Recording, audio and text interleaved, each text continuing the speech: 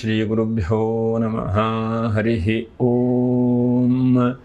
ಓಂ ನಮಃ ಸೂರ್ಯಃ ಪಿತಾಮಹೋ ವ್ಯಾಸಃ ವಸಿಷ್ಠೋ ತ್ರಿಪರಾಶರಃ ಕಶ್ಯಪೋ ನಾರದೋ ಗಾರ್ಗ್ಯಃ ಮರೀಚಿರ್ಮುನಿರಂಗಿರಾಃ ಲೋಮಶಃ ಪೌರುಷಶ್ಚೈವ ಜಪನೋ ಭೃಗುಃ ಶವನಕೋಷ್ಠಾದಿಶಶ್ಚೇತಿ ಜ್ಯೋತಿಷ್ಶಾಸ್ತ್ರಪ್ರವರ್ತಕಾಃ.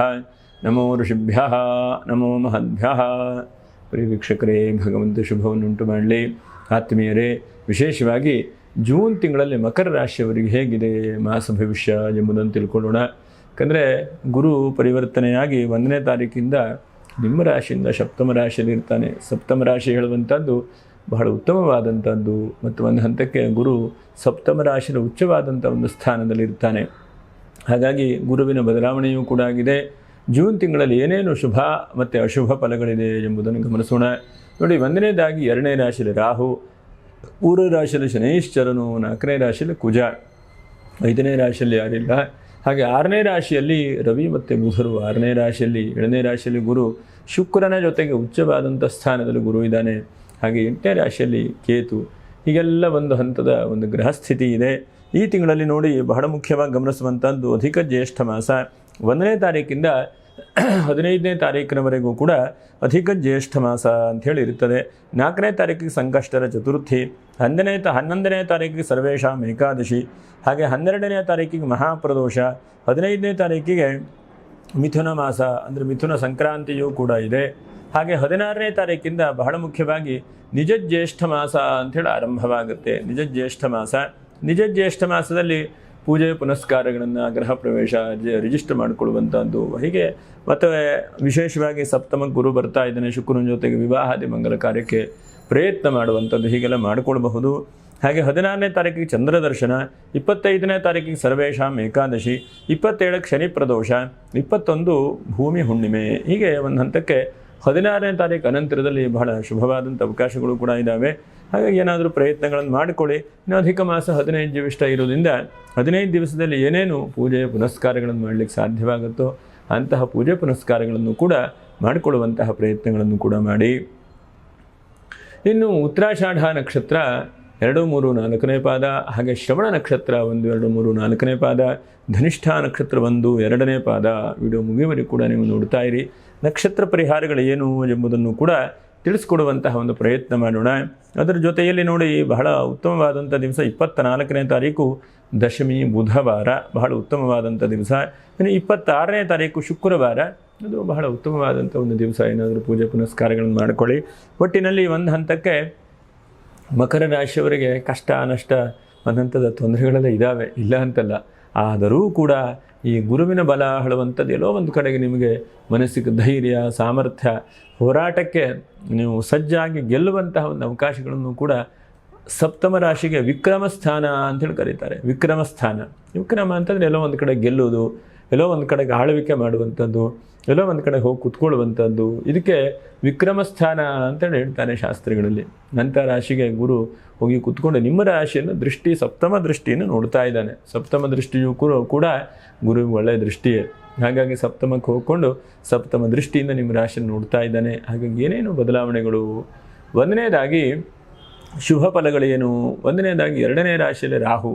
ಹಾಗಾಗಿ ಸ್ವಲ್ಪ ಹೊರದೇಶಕ್ಕೆ ಹೋಗುವಂಥದ್ದು, ಪ್ರಯಾಣ ಆಗುವಂಥದ್ದು, ಇದ್ದಕ್ಕಿದ್ದ ಹಾಗೆ ಸ್ವಲ್ಪ ದಿಢೀರನೆ ಜಾಸ್ತಿ ಓಡಾಟಗಳು ಸ್ವಲ್ಪ ಈ ತಿಂಗಳಲ್ಲಿ ಜಾಸ್ತಿ ಆಗುವಂಥ ಸಾಧ್ಯತೆಗಳು. ಎಲ್ಲೋ ಒಂದು ಕಡೆಗೆ ನಮಗೆ ಪ್ರಯಾಣ ಅವಕಾಶಗಳು ಜಾಸ್ತಿ ಸಿಗುತ್ತೆ. ನಿಮ್ಮ ಜೊತೆಗೆ ಯಾರೊಬ್ಬರು ಸ್ನೇಹಿತರು ಅಥವಾ ಬಂಧು ಬಾಂಧವರು, ಇಲ್ಲಪ್ಪ ನೀವು ಇಬ್ಬರು ಹೋಗ್ಬೋಣ ದೇವಸ್ಥಾನಕ್ಕೆ, ನಾವೇ ಕಾರ್ ತೆಗೆದುಕೊಂಡ್ಬಿಡುತ್ತೇವೆ, ಒಟ್ಟಿಗೆ ಹೋಗೋಣ ಅಂಥೇಳಿ ಹೇಳ್ತಾರೆ. ಅವಾಗ ಒಂದು ಅವಕಾಶ, ಸ್ವಾಮಿ ಕಾರ್ಯ ಸ್ವಕಾರ್ಯ ಎಲ್ಲವೂ ಕೂಡ ಆಗತ್ತೆ ಅಂತೇಳಿ ಹೊರಟು ಬಿಡ್ತೀರಿ. ಹೀಗೆ ಒಂದಷ್ಟು ಅಂತಹ ಅವಕಾಶಗಳು ಕೂಡ ಸಿಗುತ್ತೆ. ಹಾಗಾಗಿ ಒಳ್ಳೆ ಕೆಲಸಕ್ಕೆ ನಾವು ಸಹಾಯ ಮಾಡಬೇಕು. ಅದ್ರ ಜೊತೆ ಒಳ್ಳೆ ಕೆಲಸ ಮಾಡುವಾಗ ಅದ್ರ ಜೊತೆಗೆ ನಾವು ಕೂಡ ಸೇರಿಕೊಳ್ಳುವಂಥ ಪ್ರಯತ್ನ ಮಾಡಬೇಕು. ಎಷ್ಟೋ ಸಲ ಎಲ್ಲರೂ ಹೊಂದಾಣಿಕೆ ಮಾಡಿಕೊಂಡು ಧರ್ಮ ರಕ್ಷಣೆ, ಧಾರ್ಮಿಕವಾದಂಥ ಕೆಲಸ ಎಲ್ಲವೂ ಸೇರಿಕೊಂಡು ಮಾಡುವಂಥ ಪ್ರಯತ್ನ ಮಾಡಬೇಕು. ಹಾಗಾಗಿ ಬಹಳ ಮುಖ್ಯವಾಗಿ ನಾವು ಏನಪ್ಪ ವಿಶೇಷ ಅಂತಂದರೆ, ಒಂದು ಧರ್ಮಕ್ಷೇತ್ರಗಳಿಗೆ ಪ್ರಯಾಣ ಮಾಡುವಂಥ ಅವಕಾಶಗಳು ಜಾಸ್ತಿ ಸಿಗುತ್ತೆ. 2ನೇ ರಾಶಿಯಲ್ಲಿ ವಿದೇಶ ಪ್ರಯಾಣ ಮಾಡಬೇಕು, ವಿದೇಶಕ್ಕೆ ಹೋಗಬೇಕು, ಎಲ್ಲೋ ಒಂದು ಕಡೆಗೆ ನಾನು ವಿದ್ಯಾಭ್ಯಾಸ ಮಾಡಿ ಇನ್ನು ಬಹಳ ಉನ್ನತವಾದಂಥ ಹುದ್ದೆಗೆ ಹೋಗಬೇಕು ಅಂತಂದರೆ. ಹಾಗೆ 2ನೇದಾಗಿ ಬಹಳ ಮುಖ್ಯವಾಗಿ ನಿಮ್ಗೆ ಹಂತಕ್ಕೆ 7.5 ಶನಿ ಏನೂ ಇಲ್ಲ. ನಿಮಗೆ ಶನೇಶ್ವರನು 3ಯ ರಾಶಿಯಲ್ಲಿದ್ದಾನೆ. ವಾಹನಾದಿ ಸೌಕರ್ಯಗಳು, ವಾಹನದಲ್ಲಿ ಅಭಿವೃದ್ಧಿ ಆಗುವಂಥದ್ದು, ಕಬ್ಬಿಣವೇ ಮೊದಲಾದಂಥ ಕೆಲಸ ಕಾರ್ಯಗಳನ್ನು ಮಾಡ್ತಾ ಇರುವಂಥ ವ್ಯಕ್ತಿಗಳು ಹೆಚ್ಚಿನದಾದಂಥ ಶ್ರೇಯಸ್ಸು, ಹಣಕಾಸಿಗೆ ಅಭಿವೃದ್ಧಿ ಆಗುವಂಥದ್ದು, ಸ್ಟೀಲ್ ವ್ಯಾಪಾರ ವ್ಯವಹಾರಿಗೆ ಅನುಕೂಲಗಳಾಗುವಂಥ ಸಾಧ್ಯತೆಗಳಿದ್ದಾವೆ. ಹಾಗಾಗಿ ಕಬ್ಬಿಣದಲ್ಲಿ ಹೆಚ್ಚಿನದಾದಂಥ ಶ್ರೇಯಸ್ಸು. ಅದರ ಜೊತೆಗೆ ಕೃಷಿ ಕ್ಷೇತ್ರದಲ್ಲಿ ಕೆಲಸ ಮಾಡ್ತಾ ಇರುವಂಥ ವ್ಯಕ್ತಿಗಳಿಗೂ ಕೂಡ ಈ ತಿಂಗಳಲ್ಲಿ ಎಲ್ಲೋ ಒಂದು ಕಡೆಗೆ ಲಾಭಾಂಶಗಳು, ಅಥವಾ ಅಕ್ಕಪಕ್ಕದಲ್ಲಿ ಇದ್ದಂಥವರು ನೀವು ಮಾಡಿರಿ, ನೀವೇ ನೋಡ್ಕೊಂಡು ಹೋಗ್ರಿ, ಏನು ಕೊಡ್ತೀರೋ ಕೊಡಿ ಅಂತೇಳಿ ಹೇಳ್ತಾರೆ.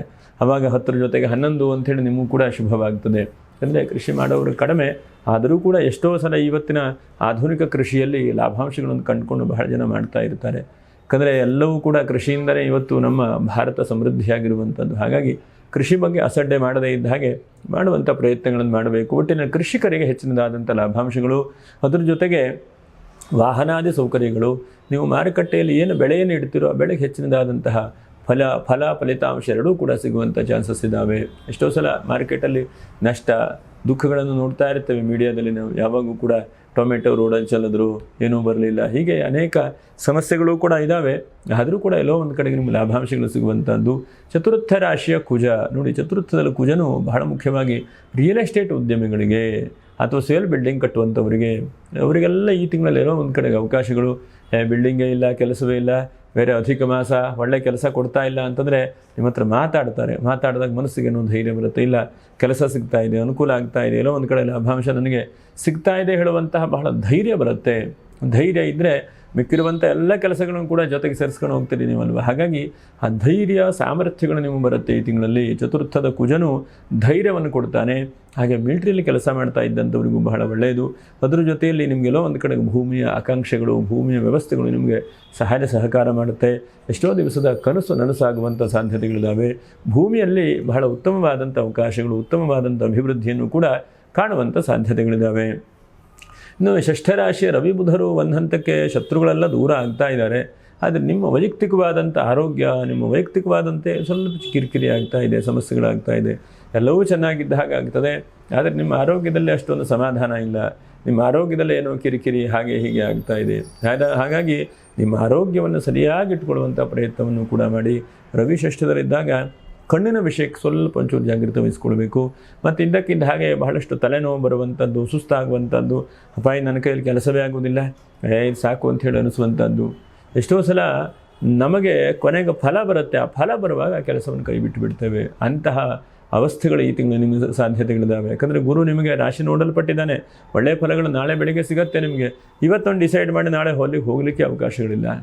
ಹಾಗಾಗಿ ನೀವು ಬಹಳಷ್ಟು ಯೋಚನೆ ಮಾಡಿ. ಪ್ರತಿಯೊಂದು ಜೀವನದಲ್ಲಿ ಇವತ್ತು ಹೀಗಾಗಿದೆ ಅಂತಂದರೆ ನಾಳೆ ಒಳ್ಳೆಯದು ಕೂಡ ಆಗಬಹುದು. ಇವತ್ತು ನನಗೆ ಅವಕಾಶ ಸಿಗಲಿಲ್ಲ, ಸಿಕ್ಕಿರುವಂಥದ್ದು ಅವಕಾಶ ಅಂತ ಅಂದ್ಕೊಂಡ್ರೂ ಕೂಡ ಮುಂದೆ ಅವಕಾಶ ಸಿಗುವುದೇ ಇಲ್ಲ ಹೇಳುವಂಥದ್ದಿಲ್ಲ. ಹಾಗಾಗಿ ಖಂಡಿತವಾಗೂ ಚಾನ್ಸಸ್ ಸಿಗುತ್ತೆ, ಅವಕಾಶ ಸಿಗುತ್ತೆ. ಅಂಥ ವಿಷಯದಲ್ಲಿ ಹೋರಾಟ ಮಾಡಬೇಕು, ಅಂಥ ವಿಷಯದಲ್ಲಿ ವೃದ್ಧಿ ಆಗುವಾಗ ಮಾಡಬೇಕು. ಯಾಕಂದರೆ ಜೀವನದಲ್ಲಿ ಒಂದು ಹಂತಕ್ಕೆ ನಾವು ಹೋರಾಟ, ಪ್ರಾಮಾಣಿಕವಾದಂಥ ಪ್ರಯತ್ನ, ಮನಸ್ಥಿತಿ ಹೀಗೆ ಇಟ್ಕೊಂಡಾಗ ಮಾತ್ರ ಭಗವಂತ ಅನುಗ್ರಹಿಸ್ತಾನೆ. ಅದನ್ನು ನಾವು ಮನದಲ್ಲಿ ಯಾವಾಗ ಕೂಡ ಇಟ್ಕೊಳ್ಬೇಕು. ಇನ್ನು ಬುಧನೂ ಷಷ್ಠರಾಶಿಯಲ್ಲಿದ್ದಾನೆ. ಹಾಗಾಗಿ ಸ್ವಲ್ಪ ವಿದ್ಯಾರ್ಥಿಗಳಿಗೆ ಏನೋ ಸ್ವಲ್ಪ ಏರುಪೇರು, ಚಿಂತೆ, ಟೆನ್ಷನು ಇಂತಹದ್ದಿದೆ. ವಿದ್ಯಾರ್ಥಿಗಳಿಗೆ ಸಮಾಧಾನ ಇಲ್ಲ. ಎಲ್ಲವೂ ಕೂಡ ಚೆನ್ನಾಗಿರುತ್ತೆ, ಆದರೂ ಕೂಡ ಎಲ್ಲೋ ಒಂದು ದುಃಖ, ಎಲ್ಲೋ ಒಂದು ಚಿಂತೆ, ಮನಸ್ಸಿಗೆ ಸಮಾಧಾನ ಇಲ್ಲ. ಏನು ಮಾಡಲಪ್ಪ, ಎಲ್ಲ ಚೆನ್ನಾಗಿದ್ದಾಗ ಕಾಣಿಸ್ತದೆ, ಆದರೂ ಕೂಡ ಚಿಂತೆ, ಆದರೂ ಕೂಡ ಟೆನ್ಷನ್ ಹೀಗೆ ಕಾಣ್ತಾ ಇದೆ. ಹಾಗಾಗಿ ಬಹಳ ಮುಖ್ಯವಾಗಿ ವಿದ್ಯಾರ್ಥಿಗಳು ಸ್ವಲ್ಪ ಸೂಕ್ಷ್ಮವಾಗಿರಬೇಕು. ಯಾಕಂದರೆ ಎಲ್ಲವೂ ಕೂಡ ನೀವು ಅಂದ್ಕೊಂಡಾಗೆ ಆಗೋದಿಲ್ಲ. ಎಷ್ಟೋ ಸಲ ಸಮಸ್ಯೆಗಳು ಕೂಡ ಬರಬಹುದು. ಹಾಗೆ ವಿದ್ಯಾರ್ಥಿಗಳು ಸ್ವಲ್ಪ ಜಾಗ್ರತೆ ವಹಿಸ್ಕೊಳ್ಬೇಕು.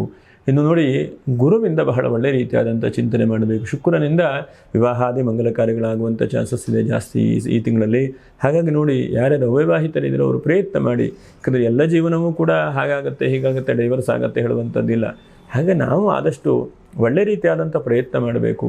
ಪ್ರಯತ್ನವನ್ನೇ ಸರಿಯಾಗಿ ಒಳ್ಳೆ ರೀತಿಯಲ್ಲಿ ಮಾಡಿಲ್ಲ ಅಂತಾದರೆ ವಿವಾಹಾದಿ ಮಂಗಲ ಕಾರ್ಯಗಳು ನಡೆಯುವುದೂ ಕಷ್ಟ. ಅಥವಾ ಒಳ್ಳೆಯ ಕೆಲಸ ಆಗುತ್ತೆ ಅಂತಂದ್ರೆ 10 ಜನ ಕಲ್ಲು ಹಾಕ್ತಾರೆ. ಹಾಗಂತೇಳಿ ಒಳ್ಳೆ ಕೆಲಸವನ್ನೇ ಬಿಡಲಿಕ್ಕೆ ಸಾಧ್ಯ ಆಗುತ್ತಾ? ಖಂಡಿತವಾಗೂ ಬಿಡುವಂಥದ್ದು ಬೇಡ. ವಿವಾಹಾದಿ ಮಂಗಲ ಕಾರ್ಯಕ್ಕೆ ಪ್ರಯತ್ನ ಮಾಡಿ. ಭೂಮಿ ವ್ಯಾಪಾರ ವ್ಯವಹಾರ ಇದ್ದರೆ ಅದಕ್ಕೂ ಕೂಡ ಅನುಕೂಲ ಮಾಡಿಕೊಳ್ಳಿ. ಜೀವನದಲ್ಲಿ ಏನೇನು ಪ್ರಯತ್ನಗಳನ್ನು ಗುರು ನೀಡುತ್ತಾನೆ ಅಂತಂದರೆ, ಗುರು ವಿಶೇಷವಾಗಿ ಧನಕಾರಕ, ಹಣಕಾಸು ಏನೋ ಒಂದು ವೃದ್ಧಿ ಆಗುವ ಹಾಗೆ, ಹಣಕಾಸಿನೇನೋ ಒಂದಷ್ಟು ಲಾಭಾಂಶಗಳು ಬರುವ ಹಾಗೆ, ಮತ್ತು ಹೂಡಿಕೆ ಮಾಡುವಂಥ ಅವಕಾಶಗಳನ್ನು ಗುರು ನೀಡುತ್ತಾ ಇದ್ದಾನೆ. ಸಪ್ತಮದಲ್ಲಿರುವಾಗ ಹೂಡಿಕೆ ಮಾಡಿ ಅದರಿಂದ ಮುಂದೆ ಬೆನಿಫಿಟ್ ಪಡೆಯಬಹುದು. ಈಗ ಸದ್ಯಕ್ಕೆ ಬರದೇ ಇರಬಹುದು, ಆದರೆ ಮುಂದೊಂದು ದಿವಸ ಉತ್ತಮವಾದಂಥ ಸ್ಥಿತಿಗತಿಗಳ ಮೂಲಕವಾಗಿ ಹಣಕಾಸಿನ ವ್ಯವಸ್ಥೆಗಳು ಅಭಿವೃದ್ಧಿ ಕಡೆಗೆ ಹೋಗ್ಬೋದು. ಬಹಳ ಮುಖ್ಯವಾಗಿ ಗಮನಿಸಬೇಕು. ಹಾಗಾಗಿ ವ್ಯರ್ಥ ಖರ್ಚನ್ನು ಮಾಡದೇ ಇದ್ದ ಹಾಗೆ ಒಳ್ಳೆಯ ಕಡೆಗೆ ತಜ್ಞರನ್ನು ಅವರನ್ನು ಕೇಳಿಕೊಂಡು ಒಂದು ಒಳ್ಳೆಯ ಹೂಡಿಕೆಯನ್ನು ಕೂಡ ಮಾಡುವಂಥದ್ದನ್ನು ಮಾಡಿಕೊಡಿ. ಗುರು ಸಪ್ತಮದಲ್ಲಿರ್ತಾನೆ ಅಂತಂದರೆ ಒಂದಂತಕ್ಕೆ ವಿಕ್ರಮ, ಹಣಕಾಸು ಕೂಡ ಬಲಿಷ್ಠವಾಗಿರಬೇಕಲ್ವ. ನಬಂಧು ಮಧ್ಯೆ ಧನಹೀನ ಜೀವನಂ ಎಂಬುದಾಗಿ ಹೇಳ್ತಾರೆ. ಬಂಧುಗಳಲ್ಲಿ ಹಣ ಇಲ್ಲ ಅಂತಂದರೆ ಅವರನ್ನು ಬಹಳ ಕೇವಲ ಮಾಡಿಬಿಡ್ತಾರಂತೆ ಜಗತ್ತಿನಲ್ಲಿ. ಹಾಗಾಗಿ ಒಂದು ತಕ್ಕ ಮಟ್ಟಿಗೆ ನಮಗೂ ಕೂಡ ಜೀವನಕ್ಕೆ ಬೇಕಾದಂತಹ ಅನ್ನ, ಆಹಾರ, ವಸತಿಗೆ ಬೇಕಾದಂಥ ಹಣಕಾಸು ಬೇಕಲ್ವ. ಅದಕ್ಕೆ ಪ್ರಯತ್ನ ಮಾಡಬೇಕು. ಆ ಪ್ರಯತ್ನಗಳನ್ನು ಖಂಡಿತವಾಗೂ ಬಿಡಬಾರದು. ಯಾಕಂದರೆ ನಮ್ಮ ಜೀವನ, ನಮ್ಮ ವ್ಯವಸ್ಥೆ ಹೇಗಿದೆಯೋ ಅದನ್ನು ಪ್ರಯತ್ನ ಮಾಡಿ ಮೇಲ್ಮಟ್ಟಕ್ಕೆ ತೆಗೆದುಕೊಳ್ಳಿಕ್ಕೆ ಪ್ರಯತ್ನ ಮಾಡಬೇಕು. ಹಾಗಾಗಿ ಗುರು ಹಣಕಾಸನ್ನು ಕೂಡ ಕೊಡ್ತಾನೆ. ವಿವಾಹಾದಿ ಮಂಗಲ ಕಾರ್ಯಗಳಿಗೂ ಕೂಡ ದಾರಿ ಆಗುವಂಗೆ ಮಾಡ್ತಾನೆ. ವಿಶೇಷವಾಗಿ ಸಂತಾನಕಾರಕ ಅಂತಲೂ ಕೂಡ ಗುರುವಿಗೆ ಹೇಳ್ತೇವೆ. ಹಾಗಾಗಿ ಮದುವೆಯಾಗಿ ಬಹಳ ತಿಂಗಳಾಯ್ತಪ್ಪ, ಸಂತಾನ ಆಗಿಲ್ಲ, ಚಿಕಿತ್ಸೆಗಳನ್ನು ಪ್ರಯತ್ನ ಮಾಡ್ತಾ ಇದ್ದೇವೆ, ಯಾವುದೂ ಫಲಕಾರಿ ಆಗ್ತಾ ಇಲ್ಲ ಹೇಳುವಂತಹ ಮನಸ್ಥಿತಿ ಇದ್ದರೆ ಇಲ್ಲೊಂದು ಫಲಕಾರಿ ಆಗಬಹುದು, ಆಗುವುದೇ ಇಲ್ಲ ಹೇಳುವಂಥದ್ದಿಲ್ಲ. ಹಾಗಾಗಿ ಮನುಷ್ಯನು ಸ್ಥಿತಪ್ರಜ್ಞನಾಗಿ ಮರಳಿ ಎತ್ತಮ ಹೇಳುವಂಥ ಪ್ರಯತ್ನವನ್ನು ಮಾಡಬೇಕು. ಶುಕ್ರರಿಂದ ನೋಡಿ ಹೂಡಿಕೆಯನ್ನು ಕೂಡ ಅವಕಾಶ ಆಗುತ್ತೆ. ಗುರು ಶುಕ್ರರು ಎಲ್ಲಿ ಸಪ್ತಮದಲ್ಲಿ ಸೇರ್ತಾರೋ ಅಂತಹದಲ್ಲಿ ಬಹಳ ಉತ್ತಮವಾದಂಥ ಅವಕಾಶಗಳಾಗುತ್ತೆ. ಹಾಗಾಗಿ ಈ ತಿಂಗಳಲ್ಲಿ ಹೂವೆತ್ತದಾಗ ವ್ಯವಹಾರಗಳು, ಹಣಕಾಸು ಮತ್ತು ನಿಮ್ಮ ಅನೇಕ ಯೋಚನೆಗಳಿದ್ದಾವೆ. ಮಕರ ರಾಶಿಯವರ ಯೋಚನೆ ಬಹಳಷ್ಟು ದೊಡ್ಡದಾದಂಥ ಯೋಚನೆ ಅಲ್ವಾ, ಸಣ್ಣ ಪುಟ್ಟ ಯೋಚನೆಗಳೇ ಇಲ್ಲ ನಿಮ್ಮ ಯೋಚನೆ. ಹಾಗಾಗಿ ದೊಡ್ಡದಾದಂಥ ಯೋಚನೆ, ದೊಡ್ಡದಾದಂಥ ಪ್ರಯತ್ನವನ್ನೇ ಮಾಡಬೇಕು. ಯಾಕಂದರೆ 100 ರೂಪಾಯಿನ ಯೋಚನೆ ಮಾಡ್ತಾ ಇದ್ದಾಗ ಅಟ್ಲೀಸ್ಟ್ ಅದಾಗದೇ ಇದ್ದರೂ ಒಂದು 30 ರೂಪಾಯಿ 40 ರೂಪಾಯಿಗಾರು ಹೋಗಬಹುದು. ಕೇವಲ 10 ರೂಪಾಯಿ ಮಾಡಿದ್ರೆ 10 ರೂಪಾಯಲ್ಲೇ ನಾವಿರ್ತೇವೆ, ಅಥವಾ 1 ರೂಪಾಯಿ 2 ರೂಪಾಯಿ ಸಿಗುತ್ತೆ ಜೀವನದಲ್ಲಿ. ಹಾಗಾಗಿ ಮೇಲ್ಮಟ್ಟದ ಯೋಚನೆ, ಒಳ್ಳೆ ರೀತಿಯಾದಂತಹ ಚಿಂತನೆ ಮಾಡ್ತಾ ಹೋದರೆ ಆ ಭಗವಂತನು ನೀಡ್ತಾ ಬರ್ತಾನೆ. ಒಂದು 5-6 ವಿಷಯದಲ್ಲಿ ಜಾಗ್ರತೆ. ಒಂದನೇದಾಗಿ ನಿಮ್ಮ ಕಣ್ಣು ಮತ್ತು ಶಾರೀರಿಕವಾದಂತಹ ವಿಷಯದಲ್ಲಿ ಸ್ವಲ್ಪ ಜಾಗ್ರತೆ. ಎರಡನೇದಾಗಿ ಹಣಕಾಸಿನ ಇನ್ವೆಸ್ಟ್ಮೆಂಟ್ ಮಾಡಬೇಕು ಅಂತ ಹೇಳಲು ತೆಗೆದುಕೊಂಡು ಹೋಗಿ ಸಾಕುವಂಥದ್ದಲ್ಲ, ಸ್ವಲ್ಪ ನಿಗಾ ಇಟ್ಕೊಂಡು ಯೋಚನೆ ಮಾಡಿ ವ್ಯವಸ್ಥೆ ಮಾಡಬೇಕು. ಮೂರನೇದಾಗಿ ಭಗವಂತ ಎಲ್ಲವನ್ನು ಕೂಡ ನೀಡಿದ್ದಾನೆ ನಿಮಗೆ. ಆದರೆ ಕೆಲವೊಂದು ಸಲ ನಿಮ್ಮಲ್ಲೇ ಒಂಥರ ಸಂತೋಷ ಇಲ್ಲ, ಚಿಂತೆ ಜಾಸ್ತಿ ಆಗುವಂಥದ್ದು, ನನ್ನ ಕೈಲಿ ಏನಿಲ್ಲ ಅಂದ್ಕೊಳ್ಳುವಂಥದ್ದು, ಹೀಗೆ ನೀವೇ ಆ ಭ್ರಮೆಯಿಂದ ಮಾಡ್ಕೊಳ್ತಾ ಇದ್ದೀರಿ. ಅದನ್ನು ಫಸ್ಟ್ ಬಿಟ್ಟುಬಿಡಿ. ಭಗವಂತ ಕೊಟ್ಟೇ ಕೊಡ್ತಾನೆ. ಇವತ್ತಿಲ್ಲದೇ ಇರಬಹುದು ಅವಕಾಶ, ನಾಳೆ ಕೊಟ್ಟೇ ಕೊಡ್ತಾನೆ. ನೋಡು, ಇಷ್ಟು ದಿವಸ ನಿಮಗೆ ಷಷ್ಠದಲ್ಲಿ ಗುರು ಇದ್ದ, ಆದರೆ ಈಗ ಸಪ್ತಮದಲ್ಲಿ ಗುರು ಇದ್ದಾನೆ. ಗುರು ಬಹಳ ಒಳ್ಳೆಯದು ಮಾಡುವಂಥ ಸ್ಥಾನದಲ್ಲಿದ್ದಾನೆ. ಹಾಗಾಗಿ ಪ್ರಯತ್ನವನ್ನು ಮಾಡಬೇಕು. ಪ್ರಯತ್ನ ಮಾಡದೇ ಇದ್ದರೆ ಫಲ ಖಂಡಿತವಾಗೂ ಸಿಗಲ್ಲ. ಯಾಕಂದರೆ ಸಪ್ತಮಂ ದೈವಚಿಂತನಂ ಎಂಬುದಾಗಿ ಹೇಳಿದ್ದಾರೆ. ಮಿಕ್ಕಿರುವಂತಹ ಪ್ರಯತ್ನಗಳನ್ನು ಮಾಡಿದಾಗ ಕೊನೆಯದಾದಂತಹ ಆ ಫಲಗಳನ್ನು ಭಗವಂತ ಅನುಗ್ರಹಿಸ್ತಾನೆ. ಚೆನ್ನಾಗಿ ನೀವು ಓದಿ ಎಕ್ಸಾಮನ್ನು ಬರೆದಾಗ ಮಾರ್ಕ್ಸನ್ನು ಚೆನ್ನಾಗಿ ಹಾಕ್ತಾರೆ. ಮಾರ್ಕ್ಸ್ ಚೆನ್ನಾಗಿ ಹಾಕುವಂಥ ಬುದ್ಧಿ, ಶಕ್ತಿ, ಅನುಗ್ರಹ ಭಗವಂತನ ಇಚ್ಛೆ. ಹಾಗಾಗಿ ಓದುವುದೇ ಇಲ್ಲ, ಪ್ರಯತ್ನವನ್ನೇ ಮಾಡೋದಿಲ್ಲ ಅಂತಂದರೆ ಪಾಸ್ ಆಗಲಿಕ್ಕೆ ಸಾಧ್ಯ ಇಲ್ಲ. ಜೀವನವೂ ಹಾಗೆ. ಜೀವನದಲ್ಲಿ ಅನೇಕ ಕಷ್ಟ ನಷ್ಟಗಳು ಬರುತ್ತೆ. ಆದರೆ ಅದನ್ನು ಒಳ್ಳೆಯ ಥರದಲ್ಲಿ ಬರುವಂಥ ಸಮಯವು ಕೂಡ ಈ ಸಮಯ ಬಂದಿದೆ ನಿಮಗೆ. ಹಾಗಾಗಿ ಆ ಒಳ್ಳೆಯ ಥರದ ಸಮಯ, ಒಳ್ಳೆಯ ಥರದ ಪ್ರಯತ್ನಗಳನ್ನು ಮರೆಯದೇ ಇದ್ದ ಹಾಗೆ ಪ್ರಯತ್ನ ಮಾಡಿಕೊಡಿ. ಭಗವಂತ ಎಲ್ಲೋ ಒಂದು ಕಡೆ ನಿಮ್ಮ ಹಿಂದೆ ಒಂದು ಅದೃಶ್ಯವಾದಂಥ ರೀತಿಯಲ್ಲಿ, ಯಾವುದೋ ಒಂದು ವ್ಯಕ್ತಿಗಳ ರೀತಿಯಲ್ಲಿ ನಿಮ್ಮನ್ನು ಕೈ ಹಿಡಿದು ನಡೆಸ್ತಾನೆ ಭಗವಂತ. ಖಂಡಿತವಾಗೂ ಕೈ ಬಿಡುವುದಿಲ್ಲ. ಹಾಗೆ ನಕ್ಷತ್ರ ಪರಿಹಾರಗಳು ಏನು ಎಂಬುದನ್ನು ಗಮನಿಸೋಣ. ಉತ್ತರಾಷಾಢ ನಕ್ಷತ್ರ ನೋಡಿ, ಉತ್ತರಾಷಾಢ ನಕ್ಷತ್ರದವರು ನಿಮ್ಗೆ 15 ದಿವಸ ಅಧಿಕ ಜ್ಯೇಷ್ಠ ಮಾಸ ಸಿಗ್ತದೆ. ಇಂತಹ ಒಂದು ಸಮಯದಲ್ಲಿ 15ನೇ ತಾರೀಕಿಗೆ ಸಂಕ್ರಾಂತಿಯು ಕೂಡ ಇದೆ, ಮಿಥುನ ಸಂಕ್ರಾಂತಿ. ನಿಮ್ಮ ಮನೆ ಹತ್ತಿರದಲ್ಲಿ ಅಥವಾ ಎಲ್ಲಾದರೂ ಕೂಡ ಸ್ನಾನ ಮಾಡಲಿಕ್ಕೆ ಅವಕಾಶಗಳಿದ್ದರೆ ಸಮುದ್ರ, ನದಿ ಅಥವಾ ಒಳ್ಳೆ ರೀತಿಯಾದಂಥ ತೀರ್ಥಕ್ಷೇತ್ರಗಳಲ್ಲಿ ಸ್ನಾನವನ್ನು ಮಾಡಿ. ನೋಡಿ, ಮಿಥುನ ಸಂಕ್ರಾಂತಿ ಇದೆ 15ನೇ ತಾರೀಕಿಗೆ. 15ನೇ ತಾರೀಕಿಗೆ ಸಂಕ್ರಾಂತಿ ಮುಗಿದ ಮೇಲೆ ನಮಗೆ ಅಧಿಕ ಜ್ಯೇಷ್ಠ ಮಾಸವು ಕೂಡ ಮುಗಿದು ಹೋಗುತ್ತೆ. ಹಾಗಾಗಿ ಈ ಒಂದು ದಿವಸ ದೇವತಾ ಆರಾಧನೆ, ನಮಸ್ಕಾರ, ಕೈಲಾದಷ್ಟು ಸ್ನಾನಾದಿಗಳನ್ನು ಮಾಡಿ ದೇವರ ದರ್ಶನವನ್ನು ಮಾಡಿ, ಅಲ್ಲಿ ಹತ್ತಿರ ಇರುವಂಥವ್ರಿಗೆ ಏನಾದರೂ ನಿಮ್ಮ ಕೈಲಾದಂಥ ದಾನ ದಕ್ಷಿಣೆಗಳನ್ನು ಕೊಟ್ಟು ಅವರ ಆಶೀರ್ವಾದ ಪಡ್ಕೊಳ್ಳುವಂಥ ಒಂದು ಪ್ರಯತ್ನಗಳನ್ನು ಕೂಡ ನೀವು ಮಾಡಿ. ಭಾಳ ಶುಭವಾಗಲಿ. ಇನ್ನು ಧನಿಷ್ಠ ನಕ್ಷತ್ರ, ವಿಶೇಷವಾಗಿ ಧನಿಷ್ಠ ನಕ್ಷತ್ರ 1, 2ನೇ ಪಾದ. ನಿಮ್ಮ ಕೈಲಿ ಎಷ್ಟು ಸಾಧ್ಯ ಆಗುತ್ತೋ ಇಂಥ ಅವಕಾಶ ಸಿಗುವಂಥದ್ದು ಕಷ್ಟ. 1ನೇ ತಾರೀಕಿನ 15ನೇ ತಾರೀಕಿನವರೆಗೂ ಕೂಡ ಅಧಿಕ ಜ್ಯೇಷ್ಠ ಮಾಸ ಇದೆ. ಪ್ರತಿನಿತ್ಯವೂ ಕೂಡ ಒಂದು ದೇವಸ್ಥಾನಕ್ಕೆ ಹೋಗಿ ನಿಮ್ಮ ಕೈಯಲ್ಲಿ ಏನಾಗುತ್ತೋ, ಉದಾಹರಣೆಗೆ ನಾಗನಕಟ್ಟೆಗೆ 1 ದಿವಸ 1 ಪ್ರದಕ್ಷಿಣೆ, 2 ದಿವಸ 2 ಪ್ರದಕ್ಷಿಣೆ, ಹೀಗೆ ಜಾಸ್ತಿ ಪ್ರದಕ್ಷಿಣೆಯನ್ನು ಮಾಡ್ತಾ ಬನ್ನಿ ದೇವರಿಗೆ. ಯಾಕಂದರೆ ನಿಮ್ಮ ಶಕ್ತಿಯಾನುಸಾರ ಇದ್ದರೆ ಒಳ್ಳೊಳ್ಳೆ ರೀತಿಯಾದಂಥ ಅರಳಿ ಮರದ ಕಟ್ಟೆ ಕಟ್ಟಿಸುವಂಥದ್ದು, ಒಳ್ಳೆಯ ಕೆಲಸ ಮಾಡುವಂಥದ್ದು, ಜೀರ್ಣೋದ್ಧಾರ ಮಾಡುವಂಥ ಪ್ರಯತ್ನ ಮಾಡಿ. ಅದಿಲ್ಲ, ಕೆಲವು ಜನಕ್ಕೆ ಏನಂತಂದರೆ ದುಡ್ಡಿದ್ರೂ ಕಟ್ಟುವಂಥ ಮನಸ್ಥಿತಿ ಇಲ್ಲ ಅಂತಂದರೆ ಅಟ್ಲೀಸ್ಟು ಕಾಯ ವಾಚ ಮನಸ ಅಂತ, ಅಟ್ಲೀಸ್ಟ್ ಕಾಯ ನಮ್ಮ ಶರೀರದಿಂದಾದರೂ ಕೂಡ ಆ ಭಗವಂತನನ್ನು ಪ್ರದಕ್ಷಿಣೆ ಮಾಡೋದು, ನಮಸ್ಕಾರ ಮಾಡೋದು, ತನ್ಮೂಲಕವಾಗಾದರೂ ಕೂಡ ಅನುಗ್ರಹ ಪಡೆಯಿರಿ. ಇನ್ನು ಬಹಳ ಮುಖ್ಯವಾಗಿ ಉತ್ತರಾಷಾಢ, ಶ್ರವಣ, ಧನಿಷ್ಠ. ಇನ್ನು ಶ್ರವಣ ನಕ್ಷತ್ರದವರು ಬಹಳ ಮುಖ್ಯವಾಗಿ ನೋಡಿ, ಜ್ಯೇಷ್ಠ ಮಾಸ, ನಿಜ ಜ್ಯೇಷ್ಠ ಮಾಸ ಶುರುವಾಗ್ತಾ ಇದೆ. ಹಾಗಾಗಿ 16ನೇ ತಾರೀಕಿಂದ 29ನೇ ತಾರೀಕಿನವರೆಗೂ ಕೂಡ ಹುಣ್ಣಿಮೆ ಒಂದು ಅವಕಾಶ ಇದೆ. ಅದು ಕೂಡ ವಿಶೇಷವಾಗಿ ಶುಕ್ಲ ಪಕ್ಷ. ಇಂತಹ ಒಂದು ಸಮಯದಲ್ಲಿ ಪ್ರತಿನಿತ್ಯವೂ ಕೂಡ ಶ್ರೀದೇವಿ, ಭೂದೇವಿ ಸಮೇತವಾದಂತಹ ಲಕ್ಷ್ಮೀ ವೆಂಕಟೇಶ್ವರ ದೇವಸ್ಥಾನ ಎಲ್ಲಿರುತ್ತೋ ಅಲ್ಲಿ ಹೋಗಿ ಬೆಳಗ್ಗೆ ಆದರೂ ಪರವಾಗಿಲ್ಲ ಅಥವಾ ಸಂಧ್ಯಾಕಾಲ ಆದರೂ ಪರವಾಗಿಲ್ಲ, 2 ಹೊತ್ತು 1 ಹೊತ್ತು ಹೋಗಿ ಒಂದು ನಮಸ್ಕಾರ ಮಾಡಿ ಪ್ರಾರ್ಥನೆ ಮಾಡಿ ಭಗವಂತನನ್ನು ಬೇಡ್ಕೊಳ್ಳಿ. ಕಲ್ಯಾಣಾದ್ಭುತ ಗಾತ್ರಾಯ ಕಾಮಿತಾರ್ಥಪ್ರದಾಯಿನೇ ಶ್ರೀಮದ್ ವೆಂಕಟನಾಥಾಯ ಶ್ರೀನಿವಾಸಾಯ ತೇ ನಮಃ. ಭಗವಂತ ಅವನಿಂದ ಎಲ್ಲವೂ ಕೂಡ ನಿರ್ಮಾಣವಾಗಿದೆ, ಅವನಿಂದ ಎಲ್ಲವೂ ಕೂಡ ಜಗತ್ತಿನಲ್ಲಿ ಬಂದಿದೆ. ನಾನು ನನ್ನದು ಹೇಳುವಂಥದ್ದು ಏನಿಲ್ಲ, ಕೊಡವನವನ ತೆಗೆದುಕೊಳ್ಳೋವನ. ಹಾಗಾಗಿ ಆ ವೆಂಕಟರಮಣನಲ್ಲಿ ಭಕ್ತಿಯಿಂದ ಬೇಡಿಕೊಳ್ಳಿ, ಪರಮಾತ್ಮ ನನಗೆ ನಿನ್ನ ಅನುಕೂಲ ಅನುಗ್ರಹದಿಂದ ಎಲ್ಲ ವೃದ್ಧಿಯಾಗಲಪ್ಪ. ಯಾಕಂದರೆ ಶುಕ್ರನೂ ಸಪ್ತಮದಲ್ಲಿದ್ದಾನೆ, ನಿಮಗೆ ಇದು ಭಾಳ ಒಳ್ಳೆಯದಲ್ವ. ಹಾಗೆ ಶುಕ್ರನೂ ಸಪ್ತಮದಲ್ಲಿದ್ದಾನೆ. ಶುಕ್ರನ ಅನುಗ್ರಹ ಲಕ್ಷ್ಮೀನಾರಾಯಣ ಯೋಗವೂ ಕೂಡ ಉಂಟಾಗಲಿ. ಮತ್ತು ಸಮೃದ್ಧಿಯಾದಂತಹ ಹಣಕಾಸಿನ ಅವಕಾಶಗಳು ಕೂಡ ಕೈ ತುಂಬ ಹಣ ಸಿಗುವಂತಹ ಅವಕಾಶಗಳನ್ನು ಬಿಸಿನೆಸ್ ಮಾಡೋವರಿಗೆ, ಉದ್ಯೋಗ ಮಾಡೋವರಿಗೆ ಎಲ್ಲರಿಗೂ ಕೂಡ ಭಗವಂತ ನೀಡಲಿ, ಅನುಗ್ರಹ ಮಾಡಲಿ ಅಂಥೇಳಿ ಆ ಭಗವಂತನಲ್ಲಿ ಬೇಡ್ಕೊಳ್ಳಿ. ಒಟ್ಟಿನಲ್ಲಿ ಒಂದು ಗುರುವಿನ ಪರಿವರ್ತನೆ ಜೂನ್ ತಿಂಗಳಲ್ಲಿ ಎಲ್ಲೋ ಒಂದು ನಿಮಗೆ ಬದಲಾವಣೆಗಳನ್ನು ಕೊಡ್ತದೆ. ಭಗವಂತನ ಅನುಗ್ರಹಿಸಲಿ. ಹಾಗೆ ಈ ನಮ್ಮ ವಿದ್ವಾನ್ ಮಂಜುನಾಥ್ ಭಟ್ ಹೇಳುವಂಥ ಯೂಟ್ಯೂಬ್ ಚಾನಲ್ಗೆ ಯಾರು ಸಬ್ಸ್ಕ್ರೈಬ್ ಮಾಡಿಲ್ವೋ ಅಂಥವರು ಸಬ್ಸ್ಕ್ರೈಬ್ ಮಾಡಿ, ಒಂದು ಲೈಕನ್ನು ಮಾಡಿ. ಅದರ ಜೊತೆಯಲ್ಲಿ ಇನ್ನೊಂದು ನಮ್ಮದು ದೇವತಾ ದರ್ಶನ ಹೇಳುವಂಥ ಯೂಟ್ಯೂಬ್ ಚಾನಲ್ ಇದೆ, ಅದನ್ನು ಕೂಡ ಸಬ್ಸ್ಕ್ರೈಬ್ ಮಾಡಿ. ಅದರಲ್ಲೂ ಕೂಡ ಅನೇಕ ಒಳ್ಳೆ ರೀತಿಯಾದಂಥ ವಿಷಯಗಳನ್ನು ಕೂಡ ವಿಡಿಯೋ ಮಾಡಿ ಅಪ್ಲೋಡ್ ಮಾಡ್ತಾ ಇದ್ದೇವೆ. ತಮ್ಮೆಲ್ಲರ ಪ್ರೀತಿ ವಿಶ್ವಾಸ ಹೀಗೆ ಇರಲಿ ಅಂತ ಹೇಳ್ತಾ ಮತ್ತೆ ಮುಂದಿನ ವಿಡಿಯೋದಲ್ಲಿ ಭೇಟಿ ಮಾಡೋಣ. ನಮಸ್ಕಾರ. ಲೋಕ ಸಮಸ್ತ ಸುಖಿನೋ ಭವಂತು, ಸಮಸ್ತ ಸನ್ಮಂಗಲಾನಿ ಭವಂತು. ನಮಸ್ಕಾರ.